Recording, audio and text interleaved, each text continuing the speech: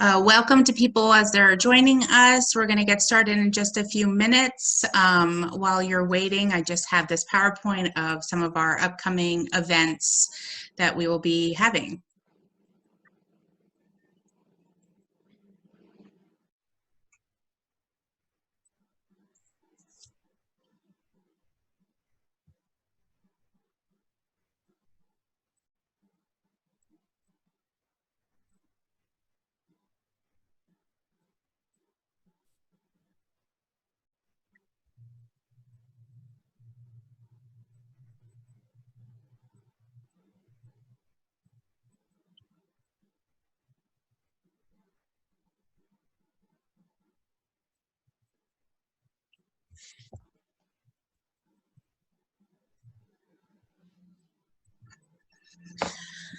I think we'll wait just one more minute to see if anyone else is logging in, and then we'll get started.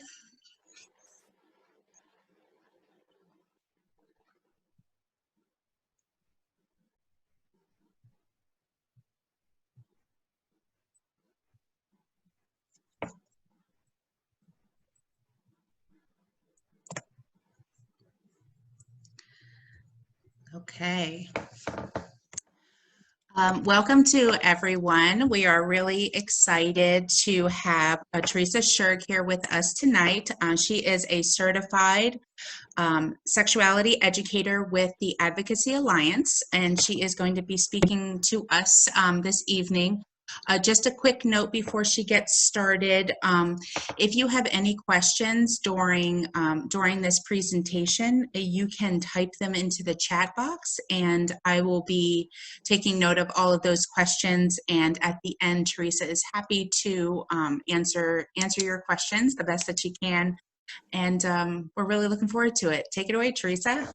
Well, thank you. Thank you so much. I always enjoy the opportunity to talk about a topic that is really a challenge for all of us.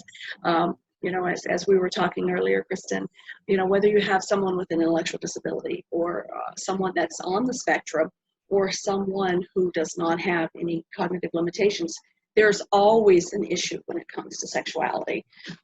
So I always enjoy talking with parents, with support staff, with anyone that will listen about this topic. So as Kristen said, I am an employee of the Advocacy Alliance. I work in the Healthcare Quality Unit, which services individuals in 8 counties in Pennsylvania that have an intellectual disability or that's on the spectrum and may have a mental health condition, and we monitor their overall health status. And we do that with a full complement of registered nurses, and myself as the social worker, headed by Dr. Schirg. And we provide education. We provide technical support. So if there is something that you're struggling with, something that maybe your supports coordinator needs some assistance with, you know, they can give us a call. There's no fee for our service. We are a representative of, you know, the county and the state. So, you know, there's no payment involved. And what we can do is, you know, I can talk with you. We can come out and we can do assessments. We can work with you to help you understand maybe something medically, maybe something behaviorally, psychiatrically that may be going on with someone that you're caring for. I am a clinical social worker. And I not only work at the Advocacy Alliance, but I also have a private therapy practice that I see individuals in the community in Tunkhannock and Bowden Park Summit. So it's a real nice mix to be able to, you know, work with individuals and educate the community, and then also provide therapy. So it's a lot of the things that we're going to talk about tonight. You know, I'm going to throw a lot of different things out there, a lot of different examples that come from both environments, because as I said, it's an issue in both environments. I always laugh because I always tell my coworkers, you know, there's never a time in a therapy session that we don't get into an issue of sexuality. There just isn't. You know, there's always something to be talked about and something to be explored. So I do have a PowerPoint.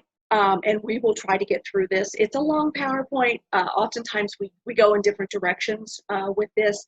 I know Kristen had said that keeping the questions to the end, and that's fine. But if there's something burning that you need to ask or need to talk about, we can definitely do that too. I'm pretty laid back when it comes to this topic, as you kind of have to be. You know, we have fun with this topic, and we laugh a lot about it. We laugh with this topic, but it's serious. It's very, very serious, because you wouldn't be here if it wasn't. If it wasn't an issue that you were dealing with or potentially dealing with in the future. I've been doing this for over 20 years here at the Advocacy Alliance, and I've seen an evolution in the world of sexuality as it pertains, to the populations that we are working with and supporting and loving. And it's a positive movement. I have to say that it's a positive movement. We are at least talking about it now. 20 years ago, we weren't talking about it. I would get called in to talk with people because they were engaging in inappropriate activities behind the dumpsters at day programs, and they, we were so far the other direction with it. And now I get called in because, couples want to live together. So support staff want to know, how can we best support them? How can we give them what they need so that the choice that they made to live together is going to be a successful one?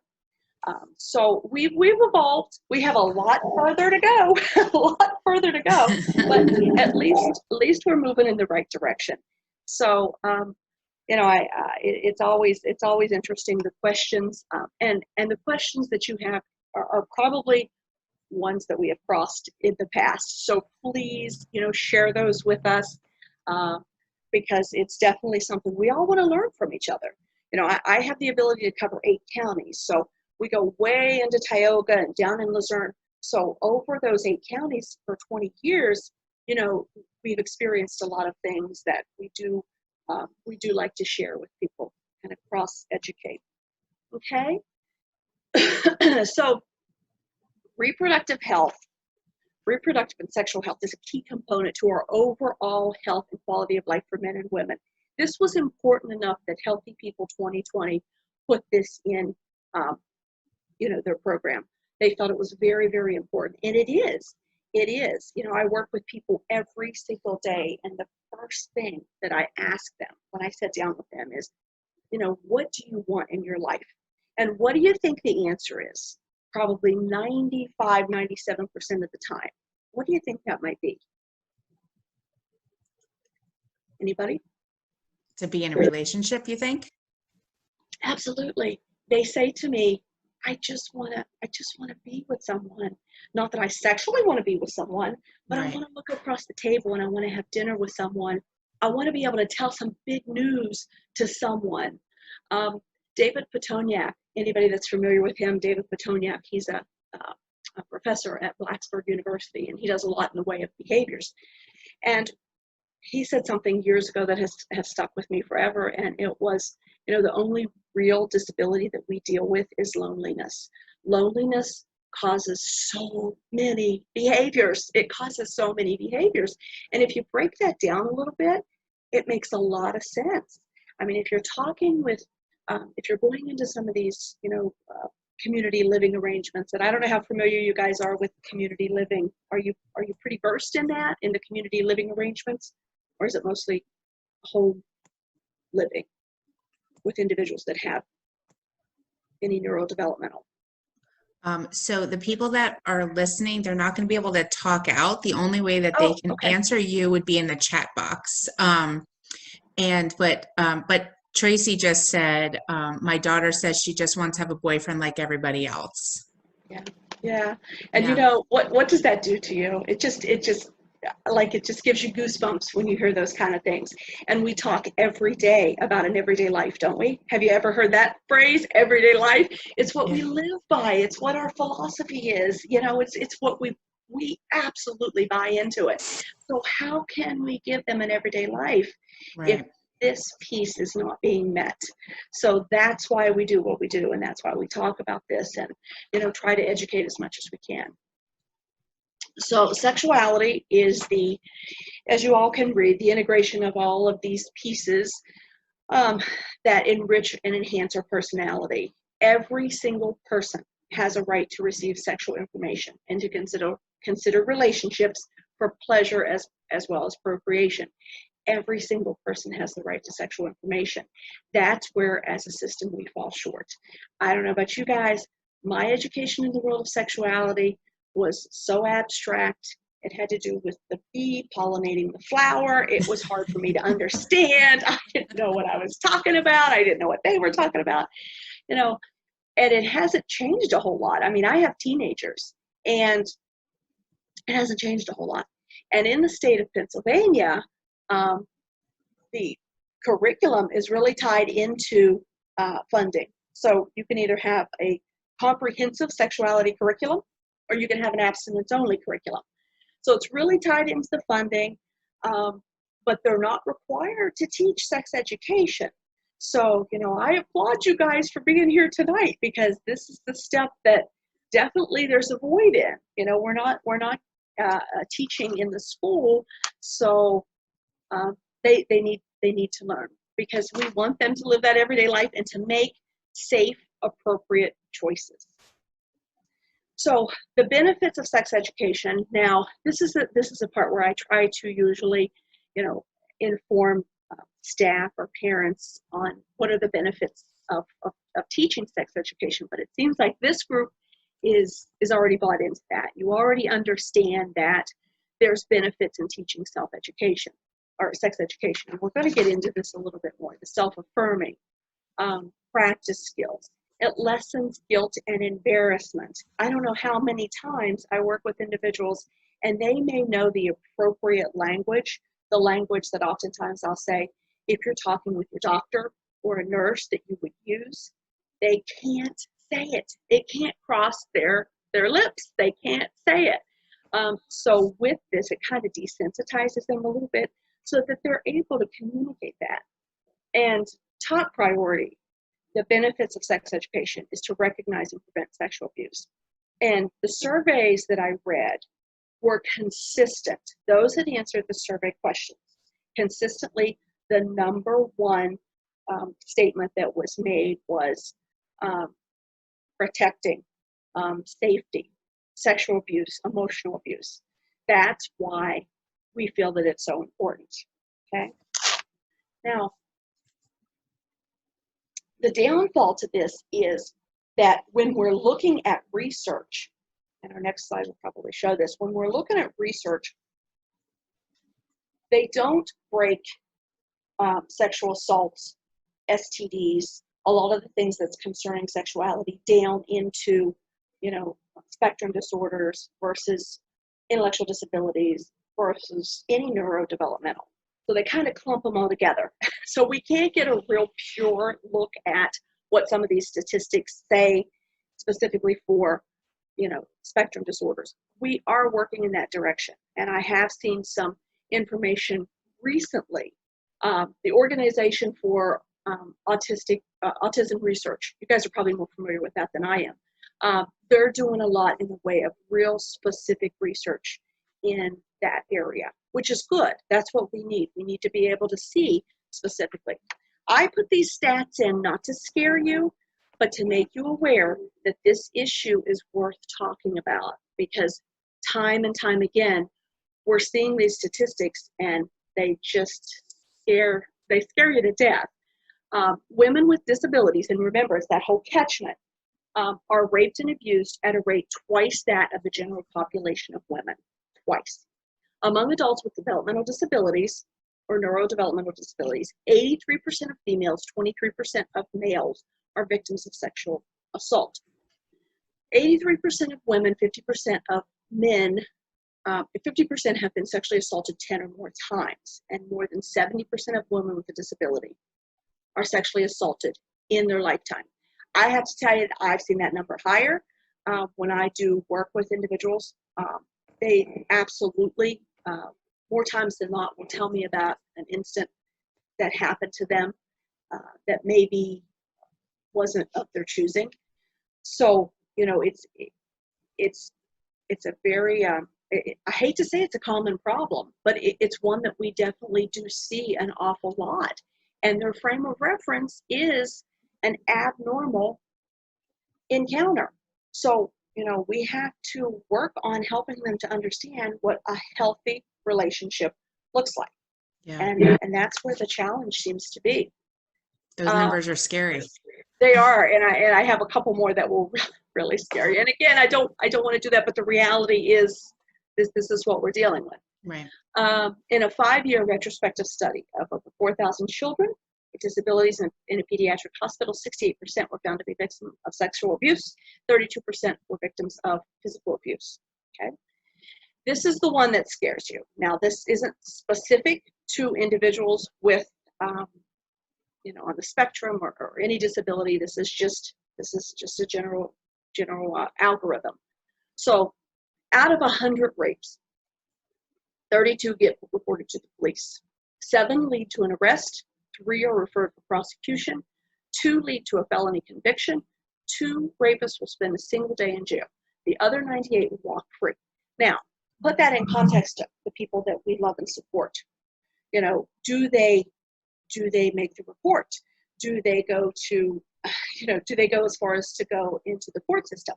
I've worked with several people who have claimed this, made allegations. I've had people say, look, we're not going to push this. They're not going to make good witnesses. They don't speak well. They don't talk well. They don't communicate. They don't present themselves well. So, a lot of times our individuals that we support and love are not even making the reports. So it's a scary number. It's every time I go through it, it chills up my spine to think that this is something that we're having to look at and to deal with. Okay, so then we move on to sexually transmitted diseases. We are a healthcare quality unit, health first and foremost. So when I work with individuals, I talk with them about their sexual health, what are they engaging in unhealthy, unsafe practices. And I've had many people that I've referred on to STD testing, many people. And these numbers speak for themselves. The individuals we care and we love, they're in school with people, they're in the dating scene, they're involved in sexual relations. We have to look at this when we're talking about a comprehensive sexuality curriculum. The CDC estimates that there's approximately 19 million new STD cases, infections every year. 10 million of these new cases to individuals 15 to 24 years old. 15 to 24 years old. And this is one that's interesting. Chlamydia is the most commonly reported STD in the United States. CDC, captures all this data from these different diseases. Chlamydia was the #1 reported disease that the CDC reported on. How scary is that?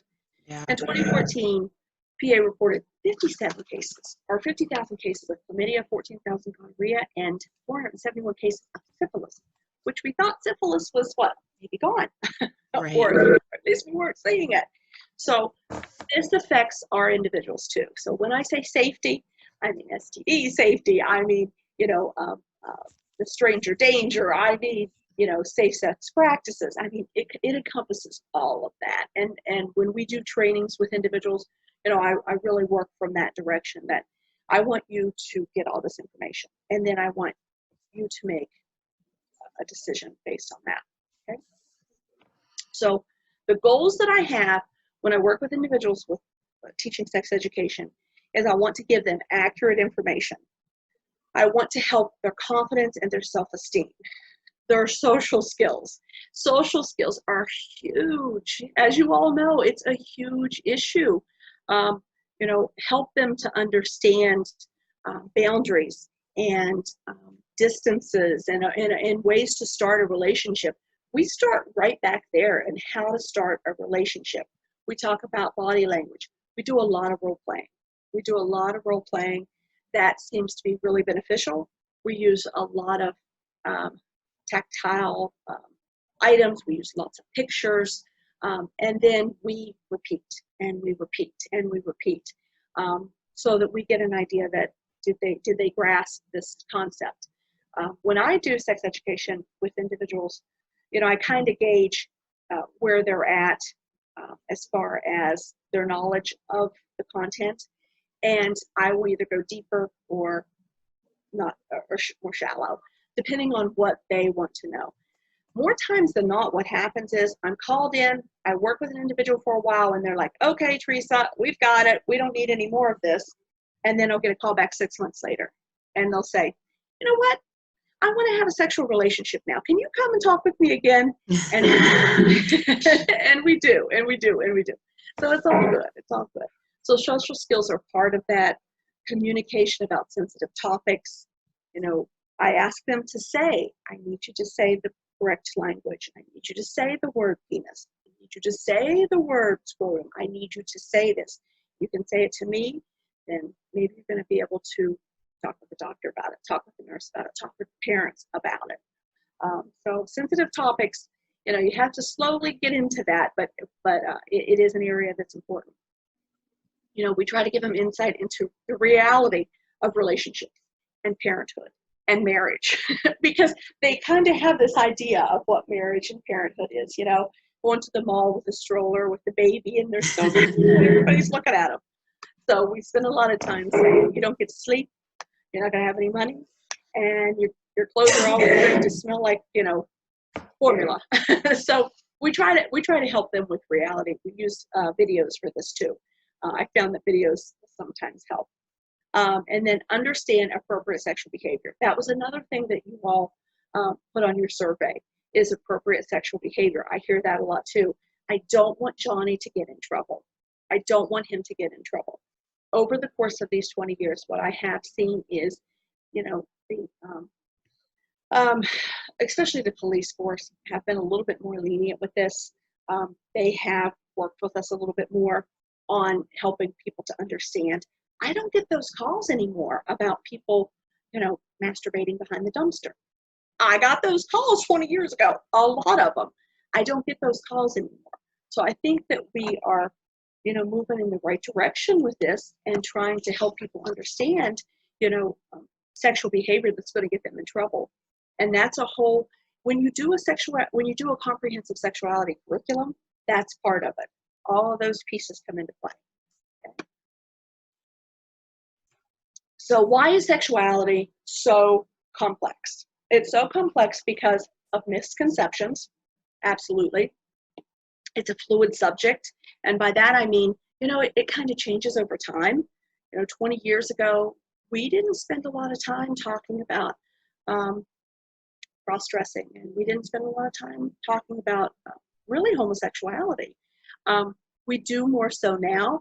You know, I kind of feel people out as to what their morals, values, and ethics are when I talk with them, and kind of be respectful of what their background is, and talk to them a little bit about that, because that could be a really, really tough subject. That could be a tough subject. But it's also a fluid subject.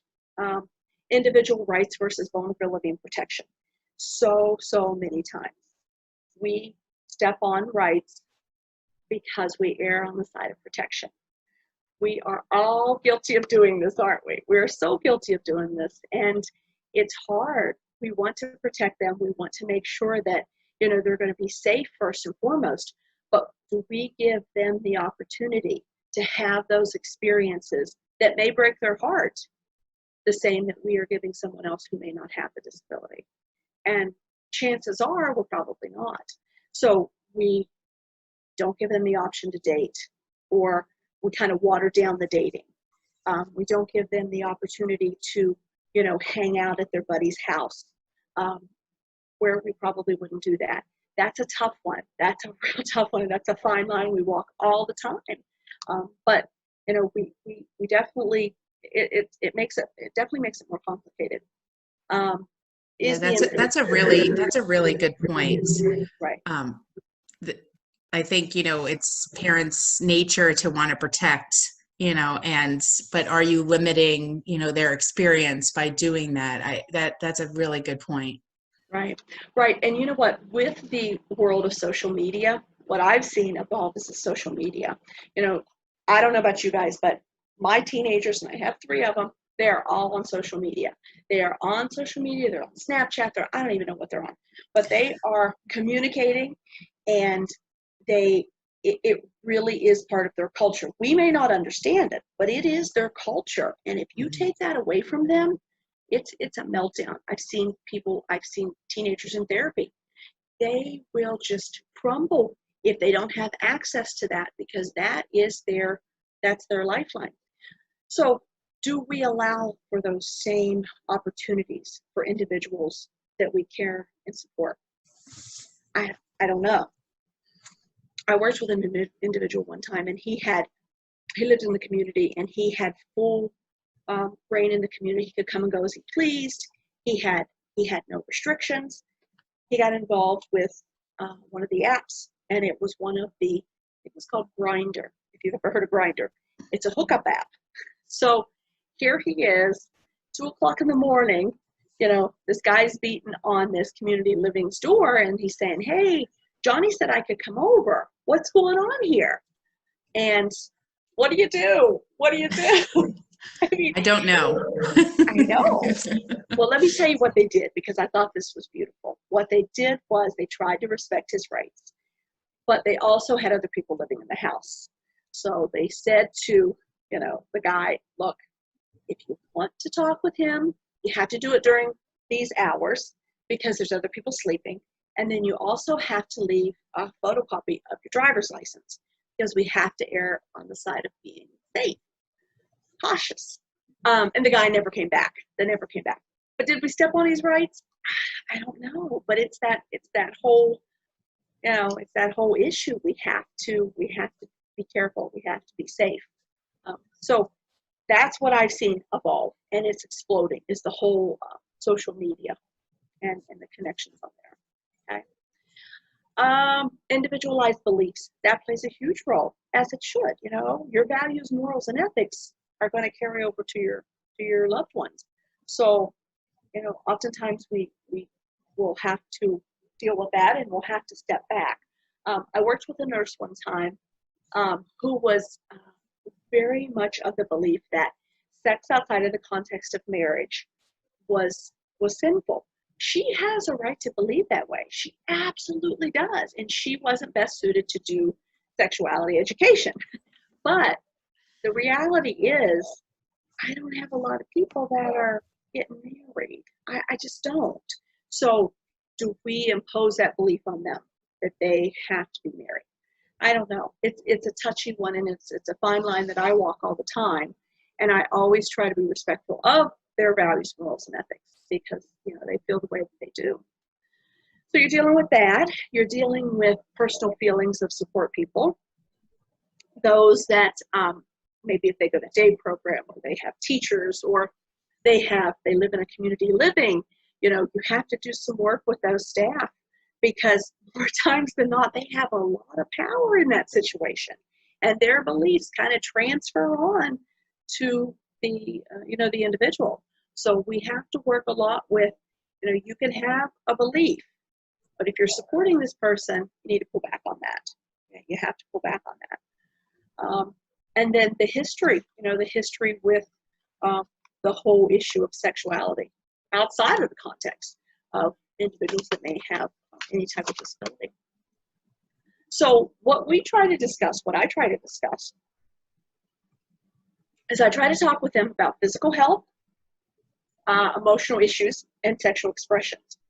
So with the physical sexual education, I want them to understand what happens to their bodies as they mature. Many times we will go back to the time when they were in puberty. Most have went through puberty, or maybe experiencing puberty now. We'll talk with them about that and help them to understand that, because they just they don't have a clear idea of what that is. Most of them don't understand what intercourse is, or what the word sex means. I've had clients say to me, "Yeah, my staff and I, we had sex the other day." And you're like, what are you talking about? What are you talking about? And what happened was, the staff and them, just like were holding hands walking down the mall, because it was like a safety issue. But to them, more times than not, they don't understand it. So holding hands, many, many times, I have been told, is sex. So they don't understand what the terminology is, which could get everybody in trouble, right? So it's really important that they understand that. Another issue is masturbation. We talk with them about it not being shameful and not having being physically harmful, because I've seen that before too. Sexual pharmacology is a huge issue with anyone.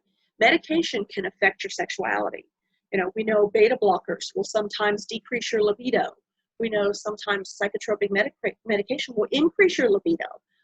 We know that some medication will not allow you to reach completion. So what happens if you have an individual that doesn't understand this, and they're masturbating and they have skin breakdown? They're embarrassed, they don't know what to do. So they need to understand that, there are things that you can do to help that situation. But first and foremost, when I go in and I talk with someone and any of this comes up about the maybe skin breakdown, I always talk with them about seeing a doctor, talking with someone that they trust, because it happens more times than not. It really does. Sexual pharmacology is a huge, huge issue. Okay? And then there's a lot of pamphlets and books. And there's a lot of pamphlets and books coming out, for parents too. There's a lot out there. I just ran across the other day, the Columbia University is putting out a curriculum specifically for parents entitled Growing Up Aware. And it's specific to the spectrum disorders. So I'm going to research that a little bit more. I don't know how far they are in that, but that's hopeful. That's really, really hopeful. If we could have something specific, especially with, with family members, if you had something in front of you that you could actually, okay, say this now, say this now, say this now. It might take some of the heat off of you too. I mean, because it's a uncomfortable topic. We want to give them education about sex transmitted diseases. I've already said that.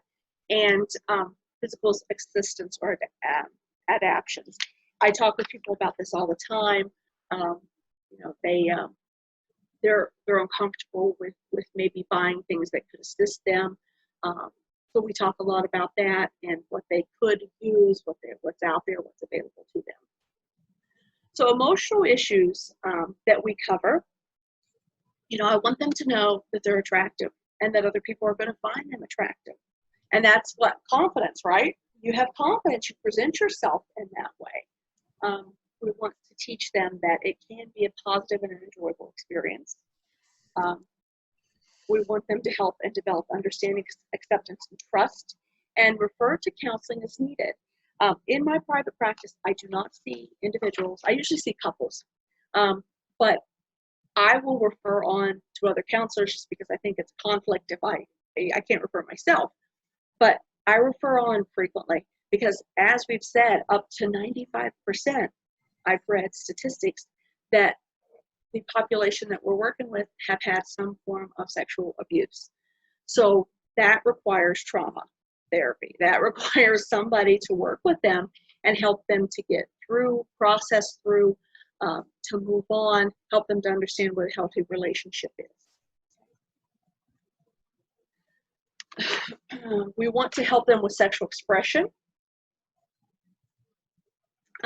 discuss how to express physical affection that conforms to family and societal standards, discourage inappropriate public displays of affection.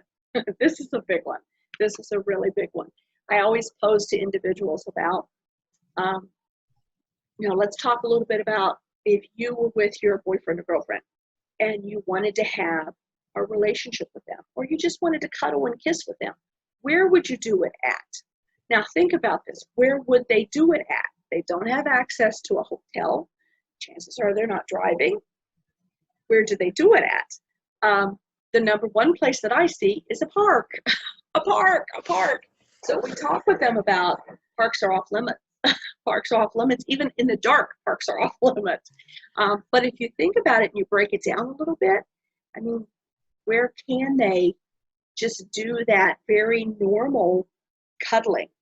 I have a 14 going on 15-year-old daughter, and she cuddles with her boyfriend under supervision, but she cuddles with her boyfriend. And, as a parent, I struggle with that, but age appropriate, it's age appropriate. And she can do that in our house under our supervision. But if she didn't have that, where would she be doing that at? So it's tough. It's a tough one because it takes a lot for us to be able to accept that to begin with. Again, they have a very, most of the time, if they've experienced something traumatic, they have a very unrealistic, unhealthy, idea of what pleasure and affection is.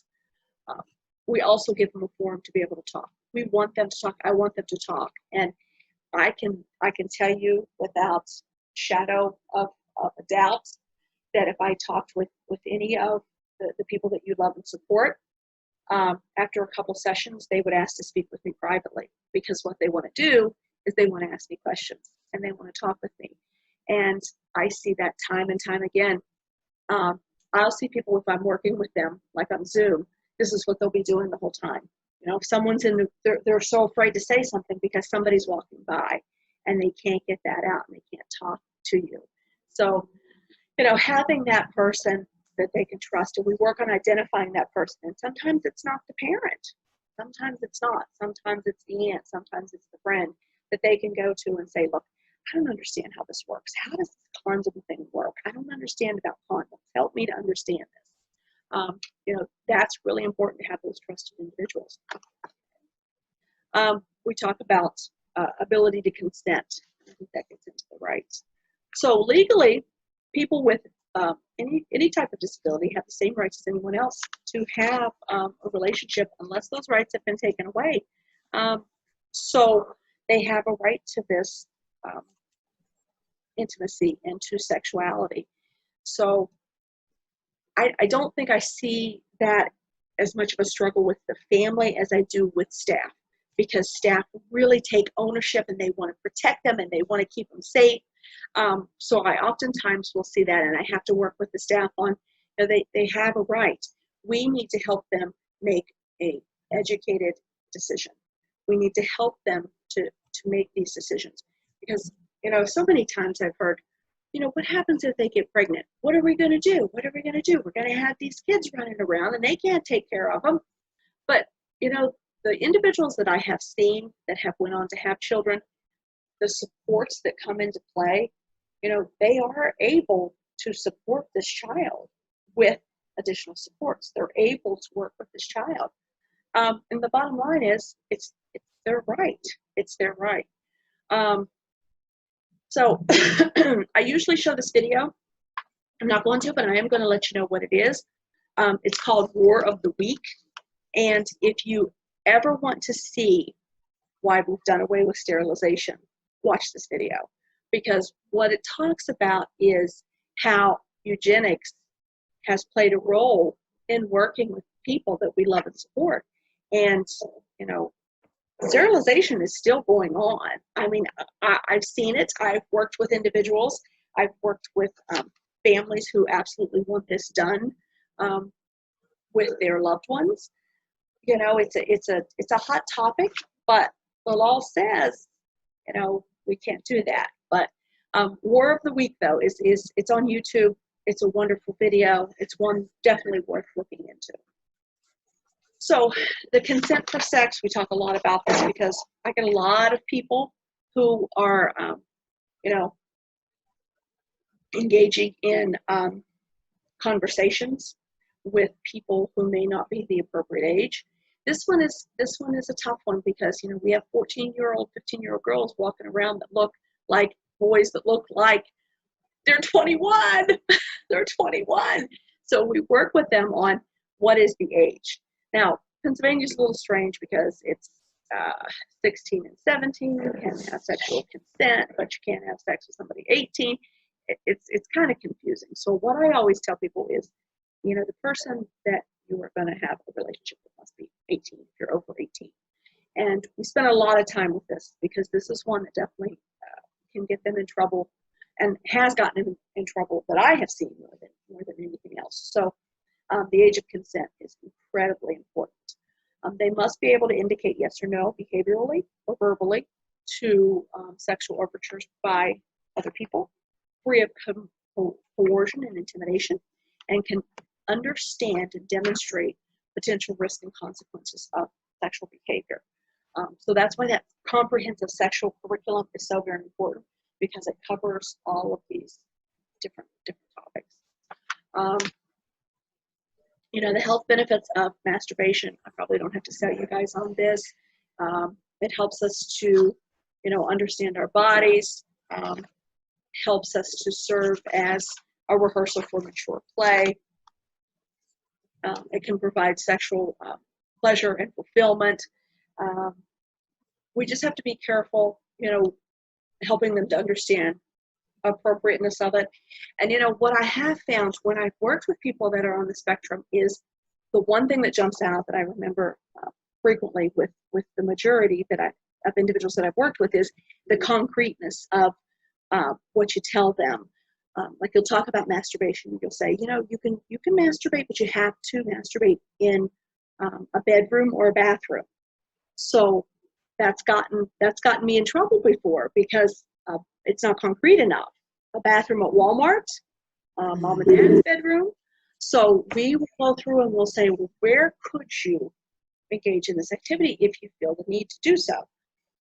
Your bathroom, your bedroom. So we have to be real concrete when we say those kind of things, because experience has shown me that sometimes that does happen. So we have to be real clear with that. Let's see. Okay, so how are relationships established? This one is interesting because, you know, we've kind of created little communes, haven't we? If you have any experience in the community living world, you know, as a spot comes open, and I love group homes. I do. I go in group homes all the day, community living arrangements. I go in them all the time. There are some phenomenal facilities out there. There really is. There's some incredibly caring people out there. But the system kind of dictates, you know, we try our best to put individuals where we feel they'll fit, but if there's an opening in a house and there's someone waiting to have a place to live, we kind of, you know, that kind of supersedes. So we set up these kind of communities for them. We don't give them a lot of opportunity to engage with other people. I'll say to, oftentimes I'll say to staff, you know, when do they get to interact with other people? Well, they get to go to dances. And I'm like, the 4 dances that ARC puts on or Deutsche Institute puts on every year, those are the 4 times they get to interact. Or they'll say to me, well, they do go to day program or they go to school. Well, I don't know about you, but I don't flirt or have relationships at work or at school.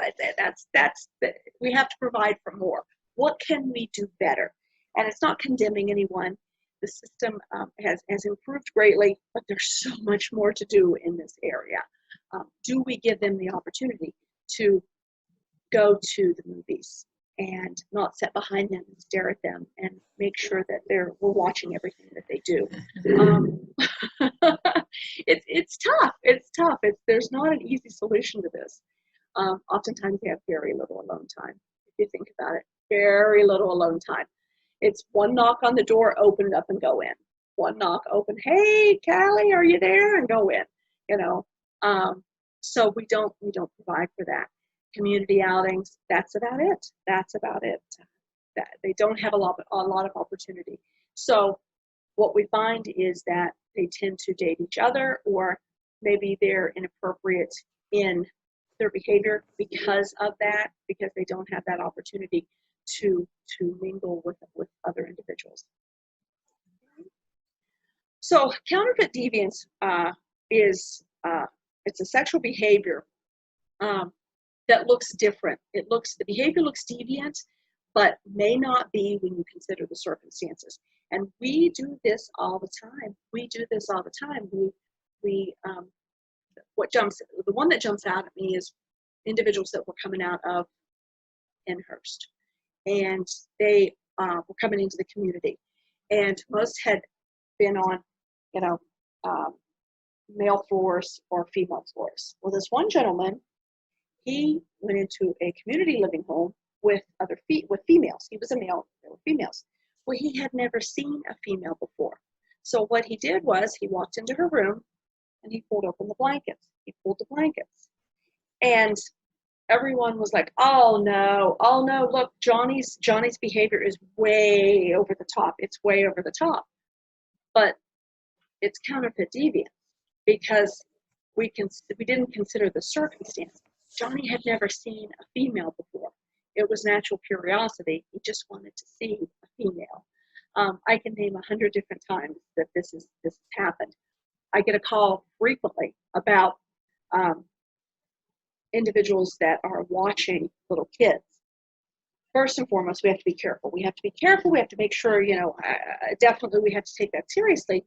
But so many times, they just want to see little kids. I don't know about you guys, but when I go to a restaurant, my kids are older, so I go to a restaurant, all I do is if a child is sitting beside of me at a table, I'm like, hey, how are you? How are you? I'm so fixated on this child because I miss my babies.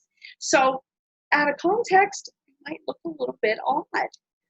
And I hear that a lot, like, Johnny, all Johnny does is wants to see the kids get off the school bus. So what have we done? Everybody that comes into that house now thinks Johnny has the potential to be a pedophile. So it can happen. It can happen. So all I'm saying is we have to be really aware of that, and we have to advocate against it. And don't take it out of the context. Don't take it out of the circumstances. Consider those circumstances. Okay. So a sexuality assessment, and I'll speed through this because I know we want to get to some questions. So sexuality assessments, you either have a risk assessment or a needs assessment. I do a needs assessment, and what I do is I work with individuals to see what is it that I can teach you in the way of sexual education. So I kind of gauge the person. We'll talk about body parts, we'll talk about STDs and safe sex and how to stay safe. So I will do that. Now there are risk assessments, and I don't recommend them a whole lot because they're a pretty specialized assessment. Not a lot of clinicians will do it either.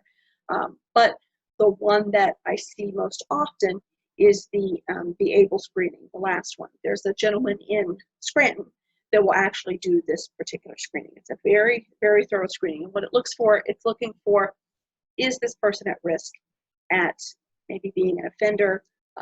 Is he predisposed to, children?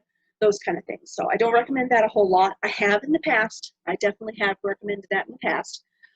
But the needs assessment, I like that. I like to educate the person and not make quick to make that judgment. Let's see. We talked about sexual pharmacology. Now this kind of gives you an idea of what the curriculum looks like that I teach. I actually obtained this from STDs, which is the governing body that puts sex education into the school system if they choose to do so. I liked the framework of this, talking about human development, relationships, personal safety, sexual behavior, sexual health, and society and culture. So as you can see, sexuality, the actual act of intercourse, is one piece of this whole puzzle. It's not, it's not the biggest piece actually. It's helping a person stay safe. It's giving them the tools so that they can make decisions that give them that everyday life. So that's the framework that I teach out of. All this stuff is obtainable online too. You actually can go to the STDs website. You can pull all of this stuff out. So that I think, that's the good framework. A couple things that I wanted to touch on.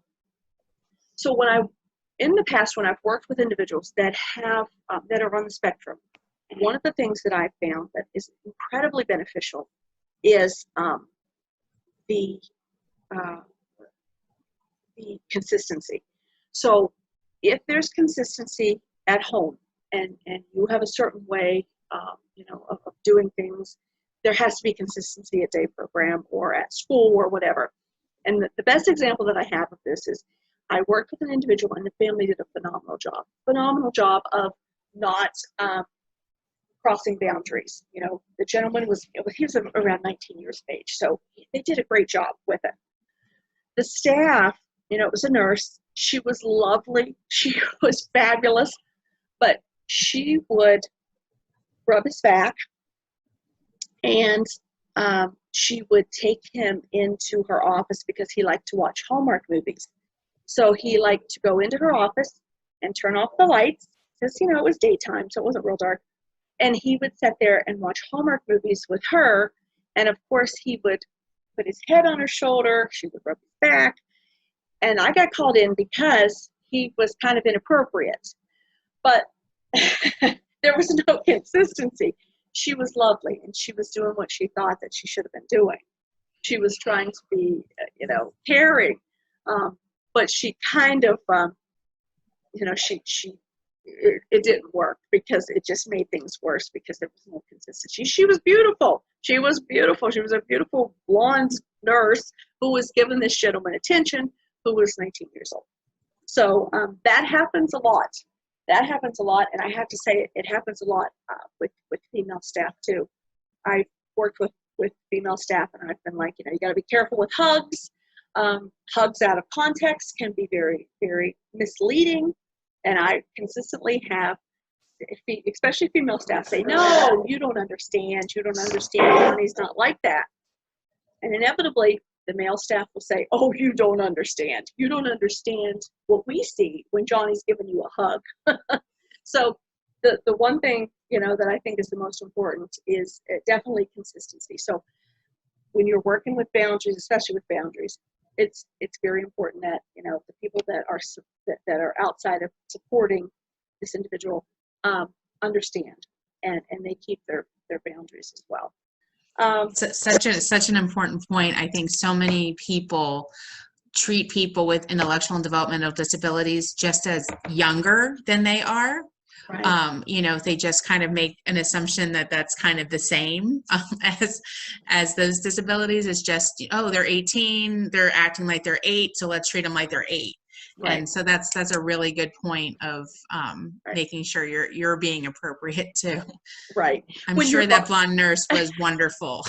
She was very caring, but she just was kind of inexperienced, and she didn't fully understand, but she did. You know, we educated her, and she did understand that, you know, it's okay to be caring, and hugs are okay in the right context. Right. You know, side hugs are always good. Full body hugs are never good. I mean, they're fine for staff and those that are for family members and those in your personal space, but, you know, it's very misleading. It's very hard for at least the individuals I've worked with to be able to differentiate. So what do we have in the way of questions? I don't have anything yet, but I do know that we have some people out there listening. We are hoping that you will, if you, on the bottom of your screen, there's that button that says chat. And we would love to hear your questions. It doesn't need to be a general question. It could be very specific to your child. We're willing to kind of tackle, or try to tackle, I should say, any questions that you might have. But I do know, Teresa, before we got on, you also said that, you know, maybe after everyone kind of mulls this over, all this information, which was amazing, if they have additional questions, that they would be able to reach out to you. Oh, absolutely. And, you know, I'll talk with you on the phone, and we can, you know, if the individual that you're supporting is in need of education, you know, we can see what we can do in that area. But I'm always available to talk on the phone. Like I said, I work for the HICU, so it's a service that is for you and for the individuals that you're loving and supporting. So, you know, we're always available to do that, along with the nurses too. I mean, don't forget about them, because they are such a resource, and they're at your fingertips. If you have a question about, you know, medical or maybe something's going on and you just want to run it by someone, the nurses are fabulous.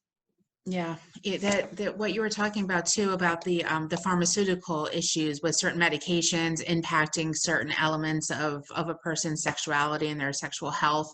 I had actually never really considered that, so I found that actually to be very interesting, and probably, I would assume, very confusing for people like who just might not know that that's a thing. Right. So. Right. Well, and you know, and your sexual health. I mean, when I say in the world of therapy with when you're dealing with couples, that's the first thing I ask them.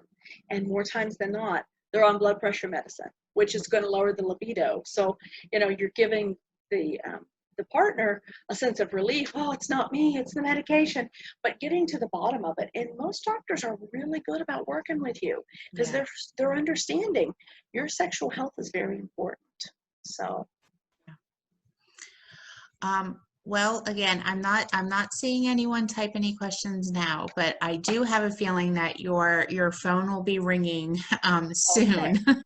Once All people right. kind of, again, I think it's a lot to process, but so much of the information that you gave was so important. I appreciate it a lot. I feel like I can't quite remember what you called it, about the deviance that isn't really deviance. What was that phrase again? The counterfeit deviance. Yes, the counterfeit deviance. I thought that that was really important because I do think a lot of, actions get misjudged. Okay, so we do have one question here. So how do I let her have that everyday life? We had a situation a few months ago where my daughter invited a young man here without asking me. Oh yeah.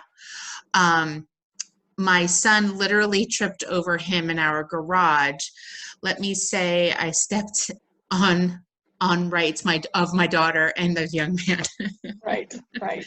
Yeah. Well, I give you credit for talking about this and being honest about it because it sounds like it might have been the first encounter that you have had with this particular situation, which kind of takes your breath away. So catching your breath now, I would think that education, with her, absolutely, you have to err on the side of being safe. Did you know this individual? Did you know this young guy? Of course, we have to think about STDs and pregnancy. We have to think about those kind of things. Is she versed in that? Does she know about condoms? Does she know about safe sex? And does she know about abstinence? Because that has to be part of the conversation too. Um, are you have you been talking with her? And that's another thing. Everyone always will say, I had the talk, but my philosophy is we need lots of talks, not just one talk, and it needs to be appropriate to where they're at. I had one person ask me, my 7-year-old, I don't want to talk with them about sex. Well, no, but you need to talk with them about what they're capable at that point in time in their life of knowing. So helping them to have that ongoing dialogue. Were you able to communicate with her? I mean, if we were talking, I would absolutely say, what is your dialogue like with her? What is she communicating to you? And, if you're interested, we can talk about that on the phone. You and I can talk a little bit more about that and see, kind of where you want to go from here, what you've covered thus far, what you, immediately need to cover. I think immediately safety and, boundaries, because it is your house. It's still your house. So you have rules in your house too. And it's tough.